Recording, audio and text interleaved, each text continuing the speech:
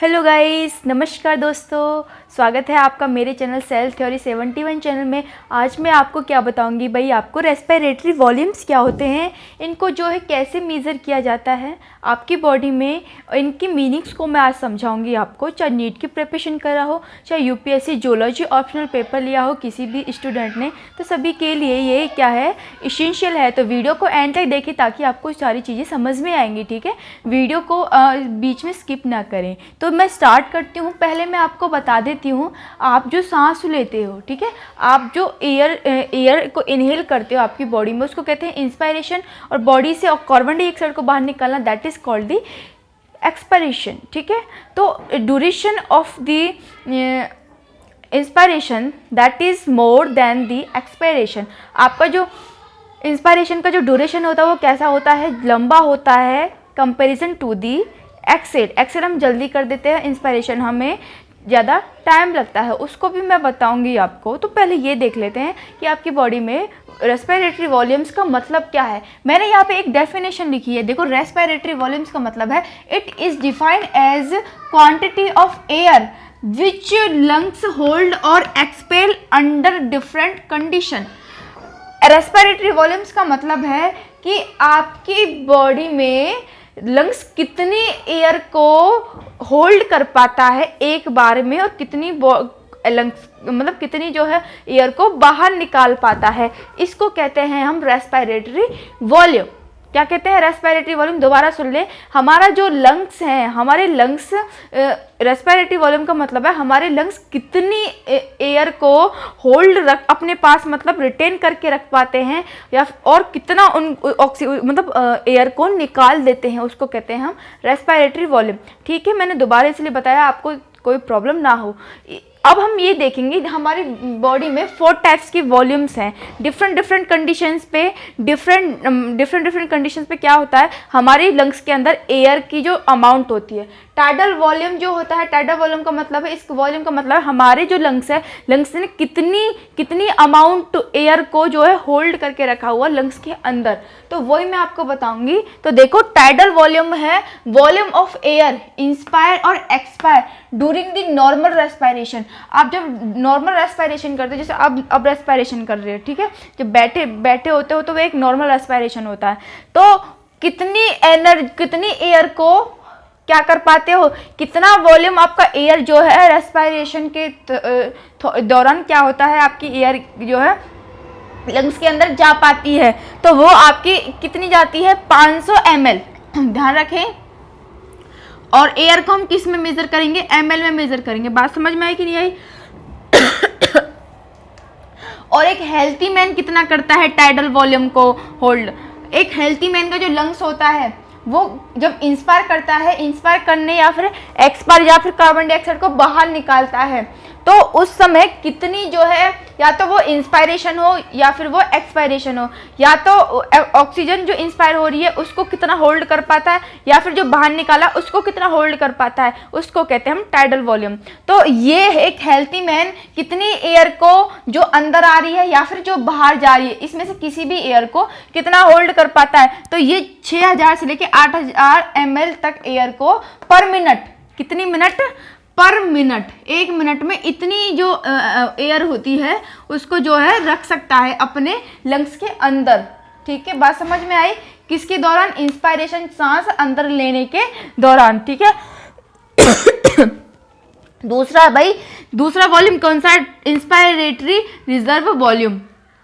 Reserve से ही आप याद कर लेना कि यहाँ हमारे लंग्स के अंदर ऑलरेडी भी जो एयर है अभी है।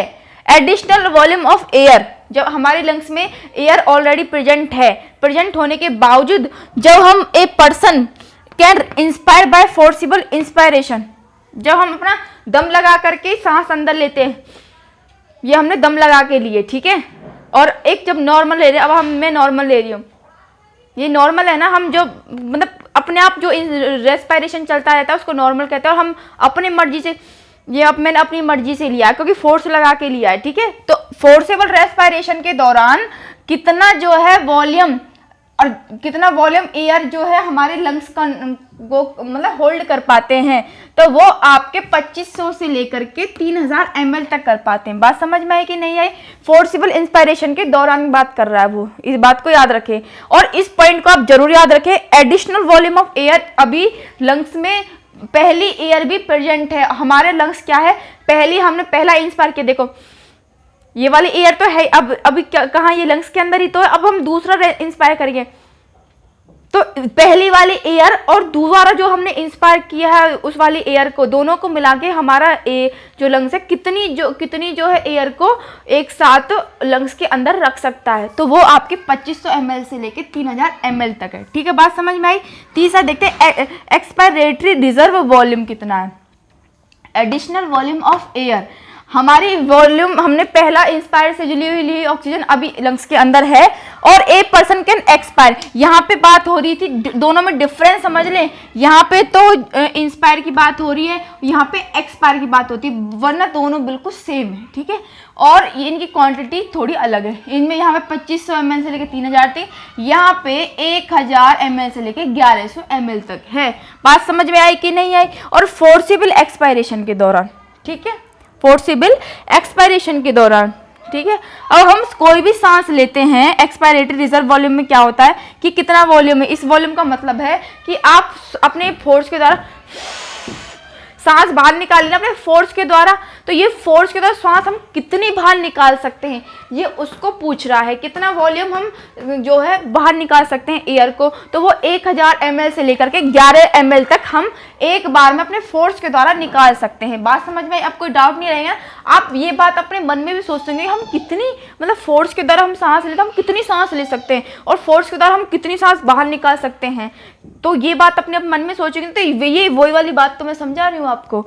ठीक है, तो रेजिडुअल वॉल्यूम्स क्या होते हैं, इसका मतलब है volume of air remaining in the lungs. ठीक है, वॉल्यूम ऑफ एयर अब रिमेनिंग है ऑलरेडी, मतलब है उसने लंग्स में जो है थोड़ी एयर अभी बची हुई है, even after a forcible expiration this average 1100 ml to 1200 ml। Oh my god, it's very important, और ये आपको मैं समझा देती हूँ। देखो रेजिडुअल वॉल्यूम का मतलब क्या होता है, रेजिडुअल का मतलब होता है क्या होता है बच्चों, हिंदी में कहते हैं रेजिडुअल की मीनिंग क्या हुई, बचा हुआ। जो आप फोर्सिबल एक्सपायरेशन करते हो, यहाँ पे लिखा है ना फोर्सिबल एक्सपायरेशन, आपने फोर्स के द्वारा एक्सपायरेशन किया, एक्सपायरेशन में सांस बाहर निकाली, ये सांस बाहर निकलने के बावजूद भी हमारे लंग्स में कुछ एयर बच जाती है, कुछ एयर बच जाती है। तो वो यही पूछ रहा है कि कितनी एयर बच जाती है हमारे लंग्स के अंदर फोर्सिबल एक्सपायरेशन करने के बावजूद भी, तो वो आपकी जो है 1100 ml से लेकर 1200 ml तक जो है बच जाती है। भाई ये क्या थे आपके वॉल्यूम से, अभी आपको कोई डाउट नहीं रहा होगा, तो आप इन सारे जो है 1, 2, 3 and 4 वॉल्यूम्स का आप क्या ले सकते, स्क्रीनशॉट ले सकते हो, वीडियो पोस्ट करके लिख भी सकते हैं, आपको कोई डाउट नहीं बचा होगा मेरे हिसाब से। ठीक है, तो ये सभी चीज़ें बहुत ही आसान है, कोई डाउट नहीं है। ठीक है, काफ़ी सारे बच्चे कंफ्यूज होते हैं याद करने में, कुछ नहीं है याद करने में। Additional volume of air, additional volume of air दोनों में सेम है।